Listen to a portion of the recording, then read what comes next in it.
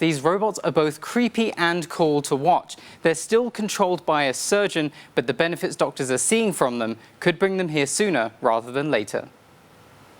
Robots are now operating on people under the guidance of surgeons. The equipment now being used in the United Kingdom and India is called Versius. It helps doctors perform surgeries remotely using a computer terminal. It works like laparoscopic or keyhole surgery, where doctors operate through small holes, except in this case, it's with the help of a robot. There are several aspects that are particularly beneficial for us. From my perspective, the wristed instruments are a lot more delicate and precise. Versius uses multiple robotic arms that mimic the movements of the surgeons. They control it with joysticks while wearing 3D glasses connected to the monitor. These give them a three-dimensional view of what they're working on. But the ergonomics of, in a sitting position, operating controls, much like a gamer.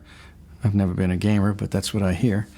It really is just quite easy, and it'll take all the stresses on the body away from the surgeon. So it'll prolong a lot of careers, I think. While it all sounds like a game, what doctors are doing is anything but that. The ability to use a robot, at least for me now, has really improved the outcomes, I think, of the patients. Those improvements range from faster recovery time, less scarring, and a lower chance for error or infection. Doctors also say operating remotely with the robots will not put as much strain on their bodies, seeing as they can do it from the comfort of a chair. It's better for my neck. I think it'll be better for the necks of all my colleague surgeons. Overall, I think Versius will allow us to do more complex operations in a more efficient fashion. Now the next step is getting the robots into more operating rooms. Today, only about 5 to 10% of operations worldwide are robotic. I think it needs to be available to a larger group of surgeons and their patients. Versius and another robot, called Da Vinci Xi, are the two main ones being adopted by hospitals around the world,